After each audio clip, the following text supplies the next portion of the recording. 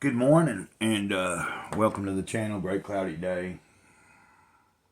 It's going to be a short little video. I have some other things planned as well other than this video. So this is going to be something you haven't heard from me yet. As you know, I've been studying Carl Jung a little bit, Undiscovered Self. I'm almost to the end of this book, but I wanted to read this paragraph to you. And if you don't know, this book is discussing the individual in society, and then it's comparing it to like stateism and even organized religion. How the individual is not the most important thing in a lot of ways in when you come to stateism and even in a lot of organized religion. They want you to step in line. They want you to be all the same, think the same, and all that. And it's just it's a dive into, the importance of our individuality and our uniqueness. Anyway, let me just read this paragraph to you. The deciding factor lies with the individual man who knows no answer to his dualism. This abyss has suddenly yawned open before him with the latest events in world history, after mankind had lived for many centuries in the comfortable belief that a unitary God had created man in his own image, as a little unity. Even today, people are largely unconscious of the fact that every individual is a cell in the structure of various international organisms and is therefore casually implicated in their conflicts. The individual man knows that as an individual being, he is more or less meaningless and feels himself the victim of uncontrollable forces. But on the other hand, he harbors with himself a dangerous shadow and an opponent who is involved as an invisible helper in the dark machinations of the political monster. I hope I'm saying that word right. Machinations, I think it's a word. Anyway, it is the nature of political bodies always to see the evil in the opposite group, just as the individual has an ineradicable tendency to get rid of everything he does not know and does not want to know about himself by forcing it off on somebody else. Yeah. First, I will say that this paragraph, he is talking about the state, because he goes on in the next paragraph to discuss a few things, and he talks about Marxist countries and stuff.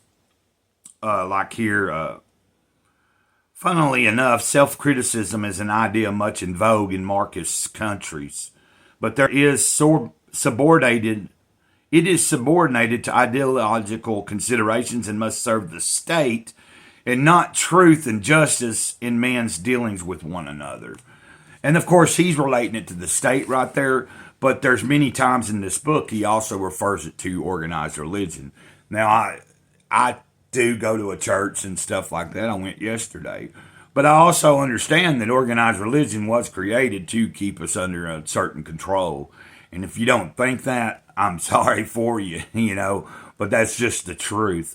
It doesn't matter like whether you're a part of the Christian organized religion or you're part of an Islamic or part of the Judaism or anything that's been organized over a period of time and then constructed with certain ideologies and certain doctrines and things like that. And you can even relate that to the state.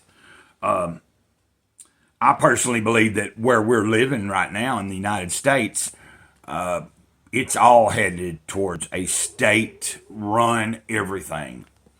And if you don't believe that, just look at yourself, look at everything around. I've long believed that we're not in a free country. We have the illusion of freedom. And you can disagree with me. I'm sorry, but that's just the truth. I believe we have an illusion of freedom. We think we're free. We might as well be in we're basically in an open air prison, it seems like. It's like if they can keep us docile and keep us, from going out and really experiencing life like we used to, and back, if you go back so many years, mankind didn't used to be as afraid to just get out and just mingle and do things. Nowadays, it's just kind of weird. It's like, now I live in an area where a lot of people are real friendly, and it's nice when I get out. I mean, but you go to a lot of places in the world, and I see it on a lot of videos, just people not very, they don't want to act with each other. They don't really want to get to know each other. There's nothing of that, But yeah, man, I think we definitely are slowly, the individual is slowly eroding even more and more as we go on in this world. And it's nothing like, I'm not saying that if you are part of a religion that you're in a bad place, but you have to be mindful that if you are following a religion, are you able to still be your individual self? Are you able to go and share some of the thoughts you might have on an individual basis? Because what they do is try to get you to step in line. Like if I think outside the box and I might want to bring up a certain subject or I have a certain question, sometimes you'll be shut down real quick. Whether it's the state shutting you down or the church trying to shut you down. Now, y'all know I talk all the time about my spirituality and my relationship with the Creator, and I say big kahuna a lot of times. I even read from Christian devotionals. But then, at times I get a lot of people that come into the comments and obviously have never read these devotionals that I'm reading because they're telling me how wrong they are and they're not biblical. Well, whatever. I go by what feels right to me, and I'm just seeing that we live in a world where the individual is slowly shrinking. The importance of individuality is shrinking. And we need to wake up. And I don't know what I can do to make anybody else wake up. It was just almost 2 months ago that I realized I'd been in a brain fog for a few years. And I'm glad that I'm kind of have came up out of that. I've awakened several times in my life, but this time has been a lot different. It's been a lot different. I am experiencing new sensations, new experiences, just things that, there's some things that are very similar to the times before when I've had these awakened and type of revelations, and just good parts of my life where dog's out there playing as a little puppy, getting little played with rough, I guess. But you know what I'm getting at, I think. So, I don't know. And I'm not saying that we aren't freer in this country than we are in other places of the world. But it's slowly going to be eroding, and it's going to keep eroding. Just trust me on that. If we're still alive when 2030 hits, just see how little freedom you have. They're going to cram us in them 15-minute cities as much as they can. And if you live on the outskirts of society, you're going to be very much not having hardly any of the stuff that everybody else gets to have access to.